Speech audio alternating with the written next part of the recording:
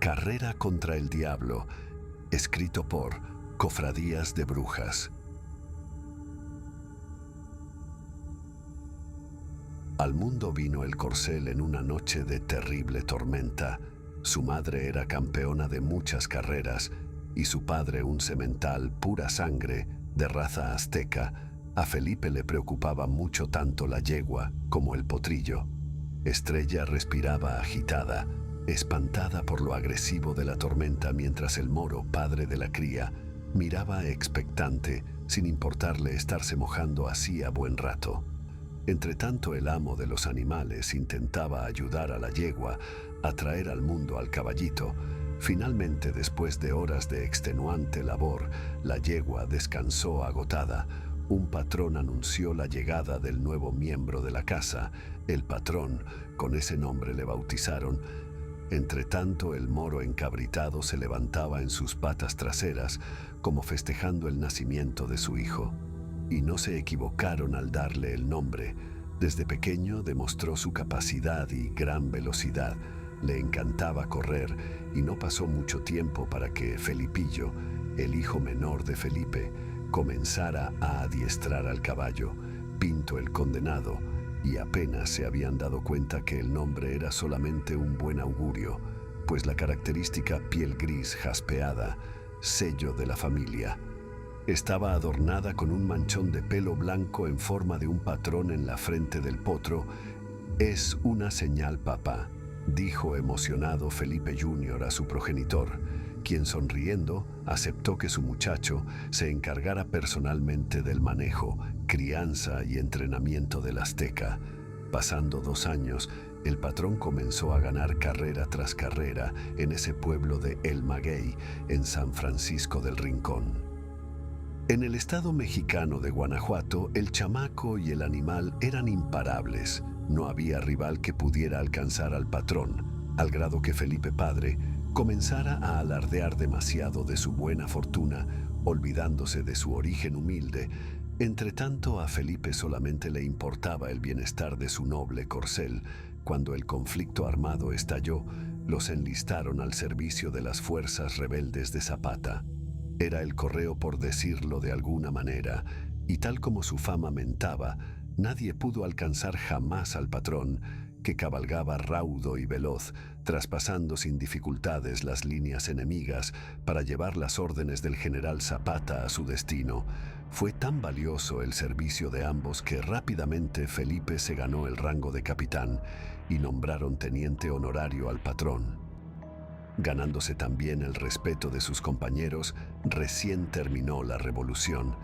Ambos volvieron llenos de gloria y fama a San Francisco, pero el caballo no deseaba estar quieto, anhelaba correr, y Felipe por supuesto que secundaba la moción, regresando de manera triunfal a las carreras, ganando nuevamente todo cuanto les pusieran enfrente.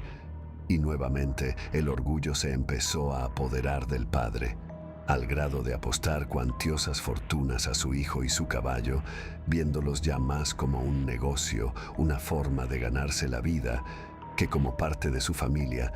Y si bien era cierto que jinete y caballo eran extremadamente habilidosos y diestros para la alta velocidad, contrincantes y enemigos comenzaban a salir de todas partes, como si desearan frenar de una buena vez al caballo jaspeado. En Celaya organizaron un derbi. Contrincantes de todo el país y el extranjero se jugarían una bolsa millonaria. La fama del patrón había trascendido las fronteras y, al ser un héroe de guerra, era doblemente admirado por propios y extraños. Y fue justamente en ese momento en que se dieron cuenta que era verdad lo que se decía del hermoso animal. Ni siquiera el campeón mundial Manowar, que había resultado invicto hasta su muerte en 1947, tuvo oportunidad contra el patrón. Aunque la carrera no fue oficial, demostró que era capaz de vencer al jamelgo más veloz del planeta por 5 cuerpos ventaja. Ningún periódico afirmará la victoria por la calidad de ilegal de esas carreras para los circuitos internacionales, pero un caballo local había vencido al campeón mundial en su propio terreno. Ese prodigio sacó de sus casillas al padre de Felipe. que, enloquecido por la enorme racha de buena suerte en la feria de San Miguel de Allende, ya borracho se puso a gritar a los cuatro vientos que ni siquiera el diablo sería capaz de vencer al patrón y ni siquiera podría alcanzarlo. La tierra retumbó en ese momento, como augurando la tragedia que estaba por venirse. El sacerdote del pueblo le llamó severamente la atención al ranchero. Esta es la tierra donde nació el charro negro insolente. ¿Quieres despertar al jinete del diablo para que vuelva a cabalgar? Felipe sonrió por lo bajo y se puso sosiego. Sin embargo, algo en las palabras del padrecito retumbaban inquietas en su mente. Estaba dudoso en si sería cierto. ¿O solamente se trataba de un cuento más de los aldeanos, como solía decir? Sin embargo, una vez que empacaron para volver a San Francisco, negros nubarrones comenzaron a nublar el cielo, amenazando con desatar una gran tormenta.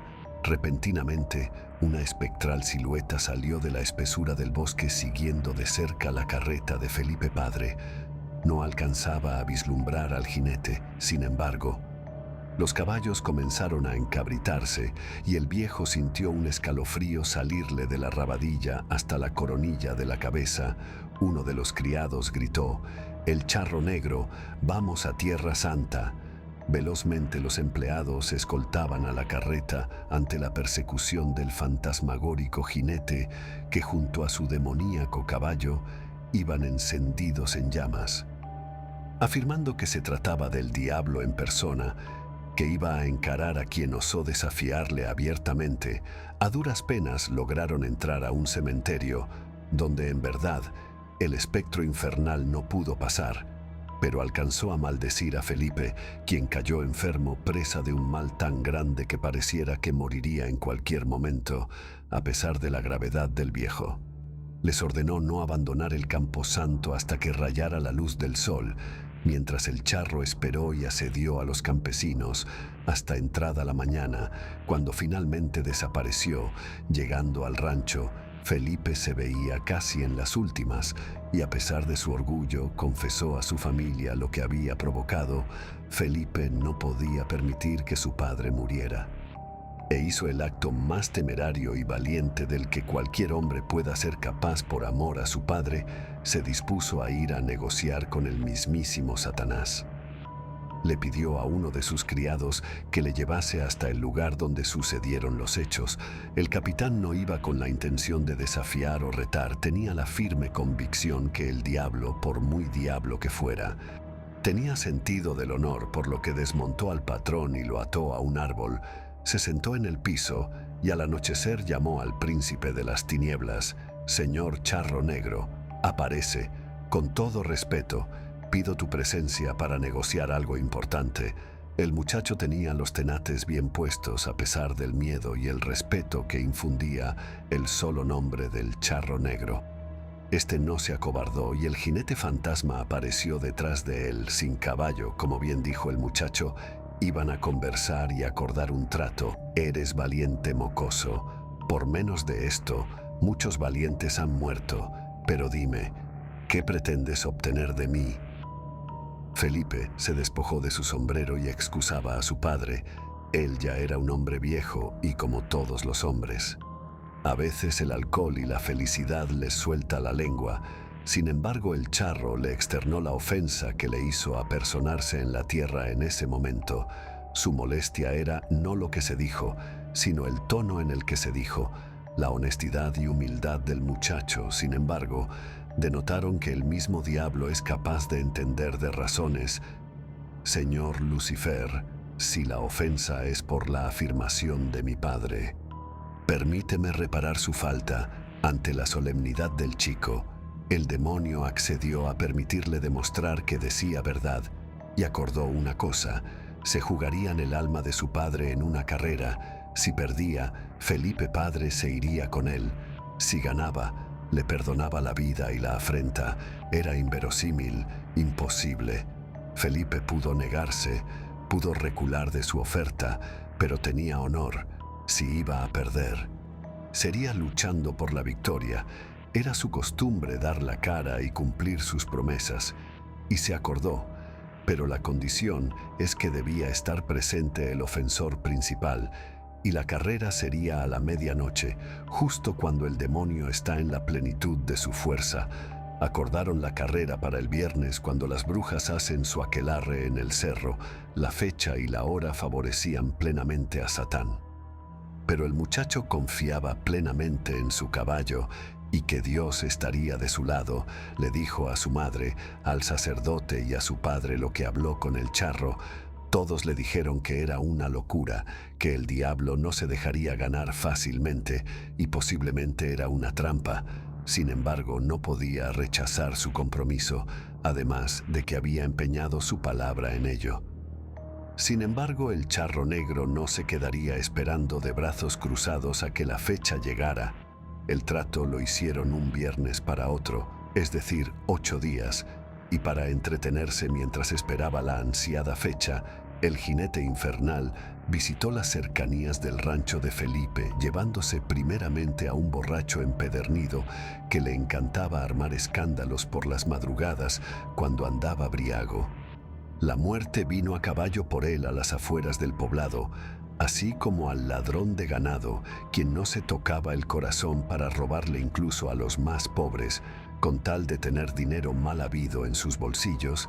Encontraron los irreconocibles cuerpos de ambos totalmente retorcidos y contorsionados, en poses imposibles de ver, las tétricas y horrorosas expresiones de sus rostros denotaban que habían visto algo espantoso momentos antes de morir, con las lenguas antinaturalmente alargadas, los ojos salidos de sus órbitas y la cara torcida, sin mencionar que parecía que habían hecho nudos sus brazos y sus piernas con una fuerza sobrenatural y brutal. Estaban grises, como si todo rastro de humedad en su cuerpo se hubiese evaporado ante un calor extremo. La grotesca visión fue contemplada por todos los curiosos que pasaron por ese lugar y dieron aviso a Felipe, quien no se inmutó ante las espantosas visiones. Su palabra era su ley e iba a cumplirla a como diera lugar. Todos los días previos a la carrera encontraron rateros, estafadores, golpeadores, viciosos, mujeriegos y mentirosos regados en las afueras del poblado, donde el ente infernal les arrastraba para darles el castigo que consideraba digno de sus fechorías. Felipe padre temblaba de terror en su cama. Sabía que no se jugaba con el charro negro, pues era el mismo demonio en la tierra, pero su hijo tenía la convicción de lo que hacía. Sí, también tenía miedo, pero su sentido del honor le indicaba hacer lo correcto. Eso siempre le había sacado adelante y esta vez no sería la excepción de la regla. Mientras tanto, en los caminos continuaron apareciendo los grotescos resultados de la visita de su contrincante. Su madre le rogaba no asistir, sin embargo, conocía el corazón de su hijo y sabía que nada que pudiera decirle le haría cambiar de opinión. No le hizo caso de irse a la revolución con su caballo. Menos le haría caso para intentar salvar la vida del tarugo de su padre. Y finalmente llegó la fecha acordada. Felipe preparó a la gente que iría a verle en la carrera nocturna, mientras de paso entró al atrio de la parroquia para que el sacerdote le bendijera a él y su caballo. Dios estará contigo, Felipe, pues estás arriesgando la vida para salvar a tu padre. Eso es un enorme sacrificio que es grato a los ojos del Todopoderoso.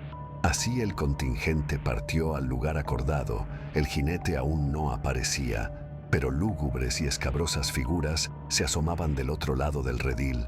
Eran las brujas y engendros que dejaron de lado su aquelarre para ir a apoyar a su amo y señor, quien correría contra un mortal. La fantasmal multitud ponía los pelos de punta a quienes habían ido a apoyar a Felipe, quien, a pesar de la hostilidad del equipo contrario, se mantenía estoico, incólume ante la presión. Al poco rato, en la línea de salida, se apersonaba el jinete negro. Ninguno de los dos dijo nada, pero Felipe desmontó y comenzó a hablar con Patrón, algo que solamente ambos comprendieron y escucharon. Para luego montar nuevamente a su noble corcel, la carrera comenzó y ambos salieron a la par. Sin embargo, ante la sorpresa de todos, el patrón comenzó a aventajar al caballo negro por casi 3 cuerpos de ventaja, lo que claramente significaba la inminente victoria del muchacho. Pero como bien dijeron, Satanás no iba a dejarse vencer tan fácilmente. Azotó a su espectral montura, quien envuelta en llamas aceleraba brutalmente, levantando polvo y follaje del piso. Ahora la contienda estaba muy pareja, yendo nariz con nariz largo tramo. Sin embargo, algo pasó. 2 figuras se atravesaron en el camino del patrón, causando que caballo y jinete cayeran estrepitosamente y mortalmente heridos, causando la ira del rey de los Avernos, que volviéndose a sus traicioneros sirvientes, los devolvió al infierno envueltos en llamas. Entretanto, la madre de Felipe, el sacerdote y sus amigos acudían en auxilio del muchacho. Satanás pudo atravesar la meta en ese momento, ganando la carrera sin importarle nada. Sin embargo, bajó de su montura, levantando al patrón de encima de Felipe. «Así no, muchacho, quiero una carrera justa», y reanimando y sanando a Felipe y su caballo, se reincorporaron nuevamente al camino, dando de sí cada uno hasta el límite de su máximo esfuerzo. Como dijo el charro, la carrera reinició de manera justa y ambos corrieron al parejo 9 vueltas de 1 milla cada una, donde a duras penas Felipe ganó por 1 palmo. Al detenerse, no festejó. Esperó la resolución del charro, quien simplemente dijo: «Pa' mí las deudas de juego son siempre deudas de honor, Felipe. Me ganaste a la buena y está saldada la deuda anterior», y dándose vuelta, cabalgó para perderse en las tinieblas de la noche. Entretanto, los ojillos malignos de los entes nocturnos se iban perdiendo en la espesura del bosque para no volver a ser vistos. Doña Hortensia abrazó a su hijo, quien sin importarle nada más, arriesgó su propia vida y su alma para salvar a su padre, que aunque no lo merecía, para resarcir el daño, se convirtió en un buen hombre, alejándose de las cantinas y del juego.